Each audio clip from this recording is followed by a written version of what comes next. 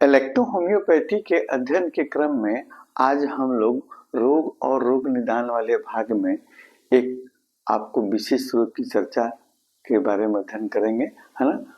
Heart के एक विशेष रोग एंजाइना पेक्टोरिस, है ना। एंजाइना पेक्टोरिस क्या है ना, इसका शाब्दिक अर्थ क्या होता है और फिर ये एंजाइना पेक्टोरिस के दर्द क्यों होते हैं, किस कारण से होते हैं, है ना।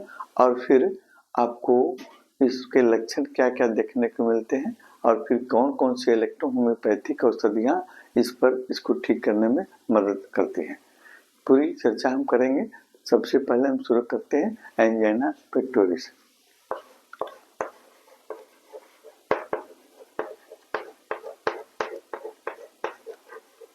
एंजाइना पेक्टोरिस, है ना। इसमें देखिए एंजाइना, है ना, और पेक्टोरिस ये दो शाब्दिक अर्थ है ना। इसके शाब्दिक अर्थ हम देखते हैं तो एंजाइना शब्द जो है, ये एंजाइना शब्द जो है आपको लिया गया है एक आपको लैटिन भाषा से एंग्रे, है ना, एंग्रे, है ना, लैटिन भाषा से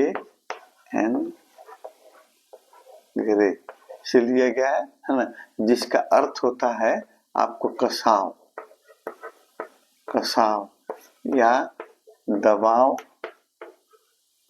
है ना। और इसी एंग्रे से आपको आया है एंजीना, है ना, एंजीना, एंजीना, एंजाइना आपको यानी कसाव या दबाव के साथ दर्द, है ना, कसाव या दबाव के साथ में दर्द, है ना। और पेक्टोरिस शब्द, है ना, ये पेक्टोरिस शब्द है आपको पेक्टोरल से लिया गया है ना। पेक्टोरल मतलब होता है छाती, है ना, सीना, है ना, छाती, सीना, है ना, सीना। यानी आपको अगर इसका शाब्दिक अर्थ हम देखते हैं तो एंजाइना पेक्टोरिस का मतलब होता है आपको छाती का दर्द, यानी छाती में कसाव के साथ या दबाव के साथ दर्द होना, बेचैनी होना, एंजाइना पेक्टोरिस कहते हैं। इसका मुख्य कारण क्या होता है? हार्ट को ब्लड सप्लाई करने वाली कोरोनरी आर्टरी। हार्ट स्वयं आपको पूरी बॉडी को ब्लड सप्लाई करता है, लेकिन हार्ट को सप्लाई करने वाला ब्लड जो है वो कोरोनरी आर्टरी के द्वारा किया जाता है।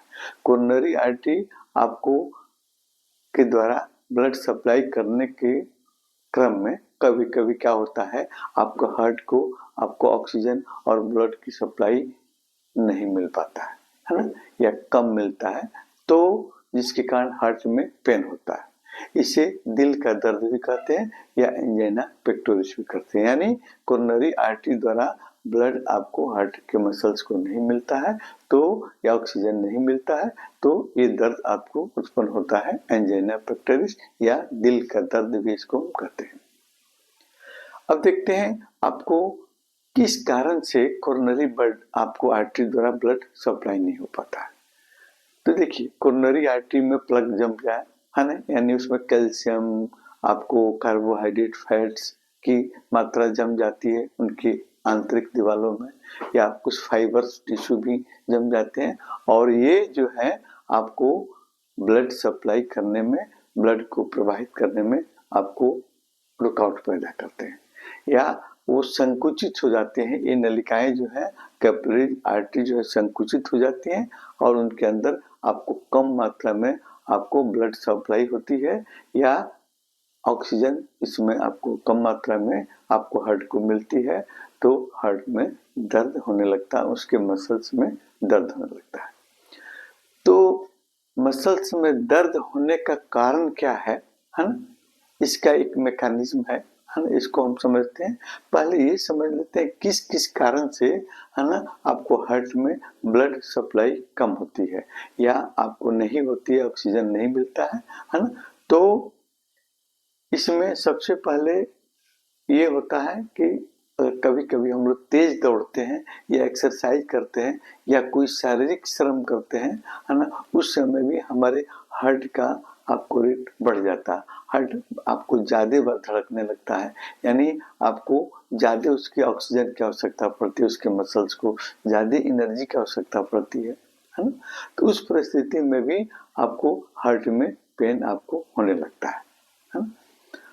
दूसरा कारण ये भी है कि जैसे ठंडा के मौसम में हमारी आर्टरियाँ सिकुड़ती है ना, इसके चलते भी पर्याप्त मात्रा में ब्लड आपको हार्ट को नहीं मिल पाता है ना, और जिसके चलते चेस्ट में पेन हो सकता है।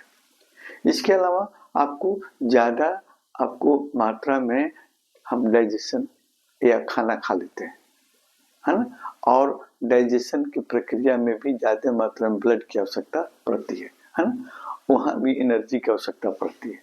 लेकिन उस समय आपको जब आपको कम ज़्यादा ब्लड आपको डाइजेशन की प्रक्रिया में खर्च होने लगता है तो उस समय हार्ट को कम ब्लड मिलता है, ऑक्सीजन कम मिलता है, जिसके चलते भी आपको हार्ट में पेन हो सकती है। इसके अलावा एनीमिया है ना, हीमोग्लोबिन की कमी आपके शरीर में हो गई तो यही हीमोग्लोबिन ब्लड के माध्यम से आपका ऑक्सीजन हार्ट तक पहुंचता है, तो उस परिस्थिति में भी आपको ब्लड आपको हार्ट को कम मिलेगा और हार्ट में पेन आपको हो सकता है ना। और फिर टैकीकार्डिया यानी हार्ट का कम धड़कना है ना, और टैकीकार्डिया में होता है हार्ट का ज्यादा धड़कना। अगर ज्यादा धड़क रहा है उस परिस्थिति में भी ऑक्सीजन की ज्यादा आवश्यकता पड़ेगी है ना, और किसी कारणवश आपको वहाँ ब्लड कम सप्लाई हो रही है तो फिर आपको ये पेन आपको हार्ट में पेन आपको हो सकता है ना। हाई ब्लड प्रेशर में आपको क्या होते हैं, आपको आर्टरी में कोलेस्ट्रॉल जम जाता है, आपको कम मात्रा में ब्लड सप्लाई होती है, ब्लड का प्रेशर पड़ता है आपके कोरोनरी की आर्टरी की दीवारों पर, और कम मात्रा में जब ब्लड पहुंचेगा हार्ट में तो उस परिस्थिति में भी आपको हार्ट में पेन हो सकता है, दिल में पेन हो सकती है। चलिए कुछ कारण हुए आपको हार्ट को ब्लड कम क्यों मिलता है या नहीं मिलता है ना। तो अभी हम देखते हैं कि आखिर हार्ट को ब्लड ऑक्सीजन कम मात्रा में मिलता है तो फिर पेन क्यों होती है, इसका एक मैकेनिज्म हम समझ लेते हैं। आपका हार्ट, हमारा हार्ट 24 आवर्स वर्क करता है, काम करता है ना, उसकी मसल्स पेशियां हमने धड़कती रहती हैं और फिर उसमें ज्यादा ऑक्सीजन की आवश्यकता पड़ती है ना, और मसल्स को कड़ी मेहनत के अनुसार ही उनको ज्यादा मात्रा में आपको ऊर्जा की भी आवश्यकता पड़ती है, जो पर्याप्त मात्रा में ऑक्सीजन से ही आपको ऑक्सीजन वहां जाता है, कार्बोहाइड्रेट को तोड़ता है और फिर एटीपी ऊर्जा बनती है जो उसके मसल्स को आपको मजबूती प्रदान करता है, उसको क्रिया करने में मदद करती है। इन केस है ना, जब पर्याप्त मात्रा में ऑक्सीजन नहीं मिलता हार्ट को तो हार्ट आपका कि उसके मसल जो है या हार्ट आपको एनारोबिक कंडीशन में चले जाते हैं। एनारोबिक कंडीशन क्या होता है, एनारोबिक माने विदाउट ऑक्सीजन, जिसमें ऑक्सीजन आपको नहीं रहता है ना, जो आपको एटीपी का ऊर्जा का निर्माण होता है आपको कार्बोहाइड्रेट ऑक्सीजन की उपस्थिति में टूटता है और टूटने के फलस्वरूप एटीपी ऊर्जा कार्बन डाइऑक्साइड वास्ट प्रोडक्ट और फिर पानी बनता है, और वही एटीपी ऊर्जा हार्ट के मसल्स को मजबूती प्रदान करता है, उसको एनर्जी देता है। अब जब आपको एनारोबिक कंडीशन आता है, उसमें ऑक्सीजन कम मिलता है तो उस परिस्थिति में आपको हार्ट के मसल्स जो है आपको उसको उसमें पेन होने लगता है ना, उसके मसल्स को आपको ऑक्सीजन नहीं मिला, कार्बोहाइड्रेट नहीं मिला, एटीपी एनर्जी नहीं मिला है ना, जिसके चलते उसमें आपको पेन होने लगता है।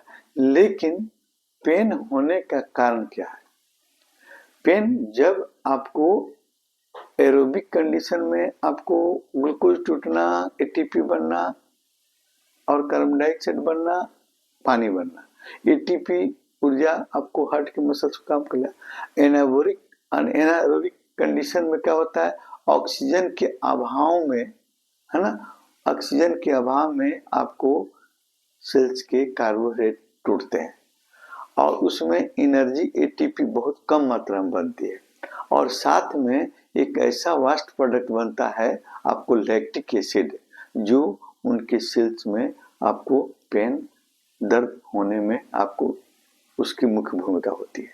यानी आपको एनारोबिक कंडीशन में जब ऑक्सीजन के अभाव में आपका बनता है कार्बोहाइड्रेट टूटता है, एटीपी ऊर्जा बनती है, तो उस समय एटीपी ऊर्जा बहुत कम मात्रा में बनती है और उसके साथ में एक लैक्टिक एसिड नामक वास्ट प्रोडक्ट बनता है, जो आपको सेल्स के टिश्यू को पेन होने में, दर्द होने में आपका कारण बनता है। उसके चलते ही आपको दर्द होती है। चलिए हम देखेंगे आपको इसके लक्षण क्या क्या होते हैं। छाती में दर्द होना, दबाव के साथ में लगता है कोई जकड़ा हुआ है, कस रहा है ना, इस तरह की दर्द आपको होती है। और फिर उसमें जलन भी आपको महसूस होती है।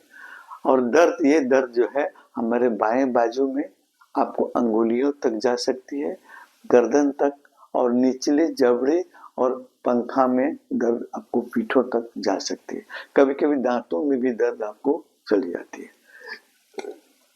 और फिर ये जो है आपको दर्द एक्सरसाइज करने पर, या आपको ठंडा लग गया, या आप तेजी से चल रहे हैं, तो इस परिस्थिति में ये दर्द आपको बढ़ता है। अन्य लक्षण भी देखने को मिलते हैं, जैसे सांस लेने में कष्ट हो सकता है ना, और फिर आपको पसीना आ सकता है, और फिर चक्कर भी आ सकते हैं, और मिचली कमजोरी, थकान भी महसूस हो सकती है ना। ये हुआ आपको एंजाइना पेक्टोरिस के कुछ लक्षण, सामान्य लक्षण है जिससे हम एंजाइना पेक्टोरिस की पहचान कर सकते हैं। लेकिन वहां पर हम कभी कभी ब्लड प्रेशर भी पेशेंट का चेक करेंगे, है ना, और फिर उसके हार्ट की धड़कन को भी आपको चेक करेंगे, तो वहां पर भी कुछ आपको साइन सिम्टम आपको मिलेंगे एंजाइना पेक्टोरिस के। इलेक्ट्रोहोम्योपैथ में हम किन औषधियों के माध्यम से इनके रोगों को कंट्रोल कर सकते हैं। सबसे पहले चेस्ट में पेन हो रहा है तो आप 27, है ना, आपको नर्व पॉइंट 27 पर आप क्या कीजिए, आप WE, है ना, और प्लस C5 का पेंट, है ना, पेंट या कंप्रेस लगाइए, या ऑइंटमेंट भी लगा सकते हैं, है ना। और उसके बाद आप तुरंत S1 की ड्राई पिल्स D4 से, है ना, S1, है ना, S1 की ड्राई पिल्स